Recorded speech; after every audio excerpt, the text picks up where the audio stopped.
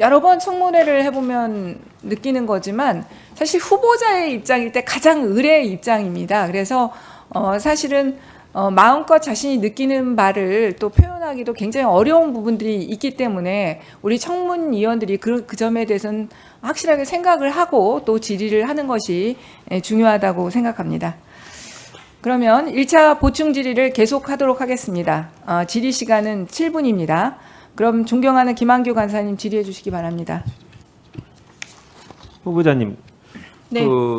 다른 의원님들이 질문한 사항들 중에 몇 가지만 간단히 좀 짚고 넘어가려고 하는데요. 예. 영건동에 후보자가 보유하고 있는 건물 두 채가 있고 두 채를 연결하는 부분이 건축법에 위반된다는 지적을 받았고 지금은 철거하셨죠? 네, 그렇습니다. 네, 해당 건물은 처음부터 후보자가 남동생에게 빌려줘서 카페를 하게 하려는 목적으로 매수하신 거죠? 네, 그렇습니다. 네, 그래서 매수를 하시고 나서 수성공사를 대규모로 하고 인테리어를 할 때 남동생이 주도적으로 처리했고 후보자는 비용을 부담한 거죠?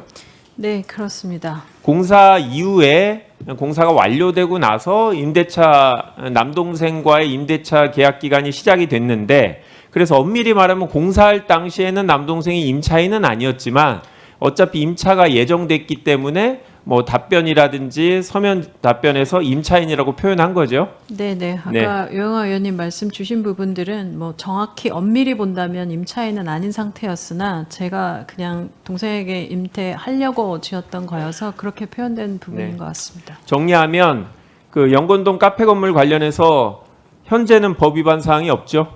네, 현재는 네. 뭐 완료됐습니다. 그다음에 양평에 이제 건물을 사셨는데 그게 펜션으로 사용되던 건물이었죠. 예, 그렇습니다.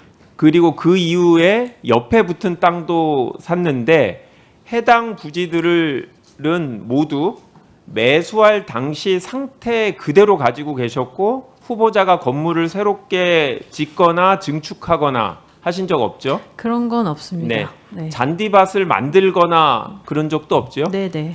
그러다가 최근에 모두 파셨죠? 예, 그렇습니다. 네, 이상입니다. 그 다음에 후보자가 이제 사기업에 있다가 공직에 취임하시고 또 새로운 직에 가겠다라고 하고 계신데 후보자는 이제는 국가를 위해서 일하고 싶어서 그 자리에 앉아 계신 거죠? 네, 그렇습니다. 인사청문회 통과해서 총리가 되고 싶으신 거죠? 네, 잘 했으면 좋겠습니다. 총리가 되고자 하는 마음이 부끄럽습니까? 아닙니다. 총리가 되기 위해서 다주택을 정리해서 국민들의 눈높이에 맞게 공직 생활을 하고 싶다고 노력하셨는데 부끄럽습니까? 아닙니다. 저는 최선을 다했다고 생각합니다. 네, 저는 현재 공직에서 일하고 본인의 능력을 최대한 발휘하기 위해서 또 그리고 국민들 여야 의원들의 질의에 성실히 답변하고 이분들이 문제를 삼을 부분들을 조금이라도 해결하려고 노력하는 건 당연하고 또 그리고 그거는 높게 평가받아야 된다고 생각을 합니다. 그래서 그 마음으로 내일까지 여야 의원들의 질의에 최선을 다해 응답해 주시기를 부탁드립니다. 네, 그러겠습니다. 네, 규제 철폐 관련돼서 몇 가지 질문을 드리고 싶은데요. 저는 오늘 모두의 창업 프로젝트에 대해서 이야기가 많이 나왔는데 원래 취지에 대해서 한번 얘기를 해보고 싶은데요. 결국은 이제 창업 열풍, 제2의 창업 열기 이런 것들을 만들어내서 국가가 새로운 성장 모델을 만들어야 하는 게 그 취지고 또 우리 사회의 과제라고 생각합니다. 그런데 이 창업이 잘 되려면 후보자들이 사업에 대한 예측 가능성이 있어야 되고 본인이 지금 계획한 대로 실제로 인허가와 그다음에 또 그리고 정부의 지원 같은 게 이루어져야 된다. 이런 기대를 유지할 수 있어야 된다고 생각합니다. 벤처 스타트 업계에서 총리 후보자에 대한 기대가 큰데 어떤 이유 때문인지 아시나요? 제가 볼 때는 벤처 스타트업들이 가장 어려워하는 부분들이 새로운 산업으로 들어갈 때 규제 문제였기 때문에 그 부분에 대한 기대가 있다고 생각합니다. 네. 이 신문 기사에도 인용이 됐는데 벤처 스타트 업계가 기대가 특히 많은데요. 그 이유는 낡은 제도를 과감히 개선하고 규제 개혁을 해달라라는 얘기입니다. 근데 이게 되게 쉬운 것 같은데 엄청나게 어려운 일입니다. 예전 정부에서도 항상 규제 개혁을 하겠다, 규제 시스템을 바꾸겠다라고 하지만 항상 어렵습니다. 왜냐하면 실제로 일을 해보면 그렇게 하나의 기준으로 정답이 있는 게 아니다라고 생각하는데요.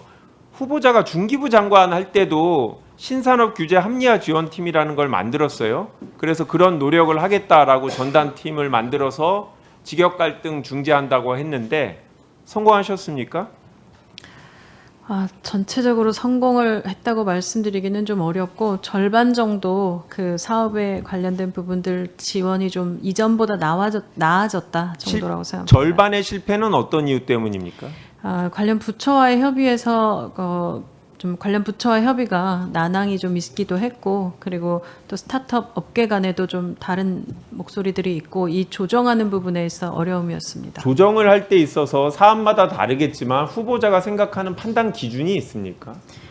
저는 이것이 새로운 산업으로 크게 클 가능성이 있다고 보이는 부분에 대해서는 좀 적극적으로 해야 하고, 그리고 지금까지 가능했던 사업들에 대해서는 앞으로도 가능하도록 해야 하고, 이렇게 예측 가능해야 한다고 생각합니다. 저는 소비자의 이익, 소비자 후생 증대, 시장의 경쟁을 촉진하느냐 이 기준을 갖고 해야 된다고 합니다. 그런데 말이 쉬운 게 상당히 어렵죠. 왜냐하면 정치권에 가까운 직역단체가 있고 기존 사업체 요구가 있고 또 그리고 규제가 상당히 쉬운 방법입니다. 예를 들어서 행위 규제를 할 수 있는데도 사업 자체를 못하게 하는 게 되게 쉬운 규제죠. 그리고 소비자들의 목소리는 정치권에 잘 안 들립니다.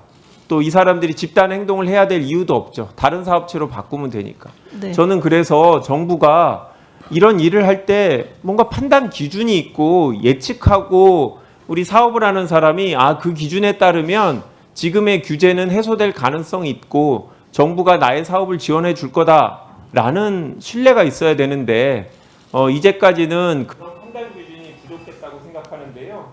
이제 규제합리화위원회를 만들어서 대통령이 직접 위원장이 되고 총리가 부위원장이 되는데 앞으로는 기존의 수십 년간 정부가 항상 정권 초기에는 규제 혁신, 규제 합리화를 하겠다고 해서 기대를 했으나 실제로 별로 성과가 없었던 이 부분에 대해서 민간 부분 총리, 특히 벤처 스타트업계 생리를 잘하는 총리가 되신다면 정말 좀 다른 성과를 내주십사 부탁드리는데 마지막으로 이에 대해서 포부가 있으시면 말씀해 주십시오. 네, 저를 총리로 후보자로 지명하신 이유 중에 하나가 저는 AI 대전환과 함께 앞으로 올 새 신산업에 대한 육성도 있다고 생각합니다. 근데 이 신산업이 잘 육성되려면 규제와 관련된 부분들을 좀 과감하게 합리화해야 하는 부분이 있어서 여기에 대해서 적극적으로 임하라는 것으로 저는 이해하고 있고, 이에 대한 부분들은 앞으로 좀 더 적극적으로 할 생각입니다. 네, 수고하셨습니다. 그럼 마지막으로 강승규